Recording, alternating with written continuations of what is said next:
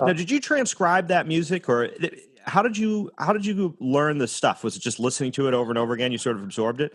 Is the one thing about Ethiopian music that was when I started trying to learn more about this, that was particularly remarkable is I feel like in Western music, when we want to make things sound, let's say, more colorful in a certain way, we just add more notes. There's like more and more notes. When I finally realized that the sound of it really comes from the fact that there's only 5 notes in a scale, and it's just the particular choice of notes or the intervals within the thing that really give it the color. Yeah. It's kind of a surprising realization that, ain't it the truth? I mean, the history of Western music, in a way, is the addition of notes, right? If you go back to the year 1000, people were singing unisons and they were singing parallel fifths. And then, the harmonies get thicker and thicker until you finally get to, in the early 20th century, you get to, 12-tone music, right? Where Schoenberg was, trying to come up with a system to give equal weight to all 12 notes. Sure. Or even pre-Schoenberg, you get Ives trying to pretend like there's 2 brass bands playing at the same time. Yeah, so you might get 12 notes, even though each of them is operating within a diatonic space. And then you get heavily chromatic, late romantic music, which is using all 12 notes, in a maybe a more hierarchical way than Schoenberg. But all of those is about, as you say, increasingly dense harmony, and then eventually trying to escape hierarchical arrangement of notes, whereas what could be more hierarchical than a pentatonic melody, Yeah. So there is that. But that's the fun of, for me, that's been the fun of doing my own version of Ethiopian music over the long time now, 20 something years, is trying to figure out how to balance that pentatonic, power with all of these devices of Western music that we've come up with. Jazz people are the most harmonically crazy people now, in a way, even more, as much as classical people.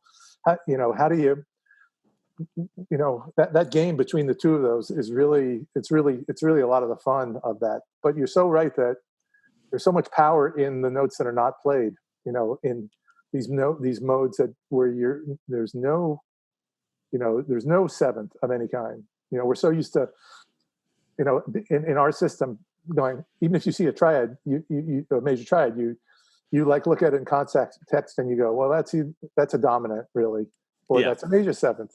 Sure. But it's also interesting to look at how the Ethiopians dealt with the introduction of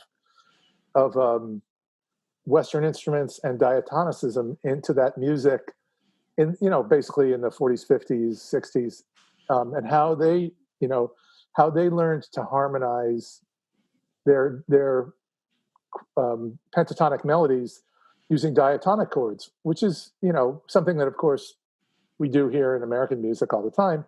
But it was interesting to look at the older Ethiopian stuff and sort of see how they sort of gingerly started introducing 1 chord, 4 chords, 5 chords, different chords that were by necessity were bringing in more than the 5 notes of the pentatonic scale. Mm-hmm. It pushed them toward diatonicism, and how that works for them.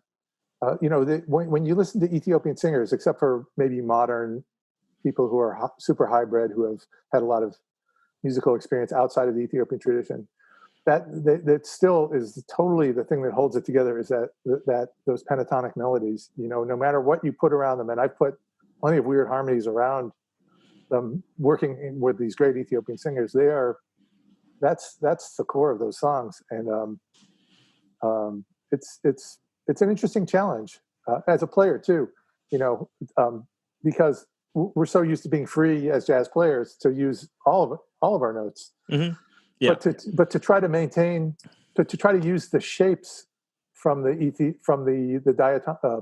pentatonic Ethiopian scales as tools for improvisation, that became a big thing for me, and I think for a lot of the other players in the either orchestra who were.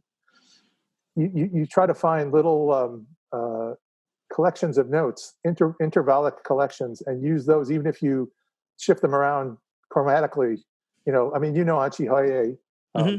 because I've heard you're writing in Anchihoye. Anchihoye, for the rest of you, is the most strange Ethiopian mode. For you musicians, it's 1, flat 2, 4, flat 5, and natural 6. And it's a scale that has no whole steps in it, which is unheard of. I've never thought about that, but you're right. Yeah.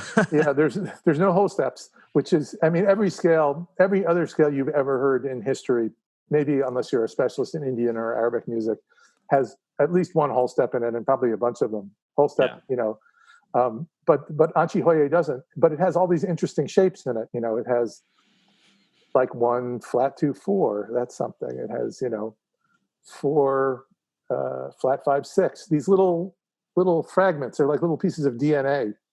And Sure. so the fun thing for me is, and Anchihoye also has a diminished triad in it. It has an augmented triad in it. It has what we might call power chords, half a step apart. Sure.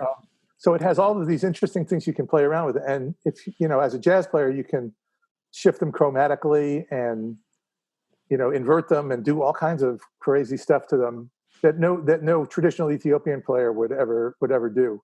And to me, that's been a lot of the fun of it is using the limitations, pushing against the limitations there.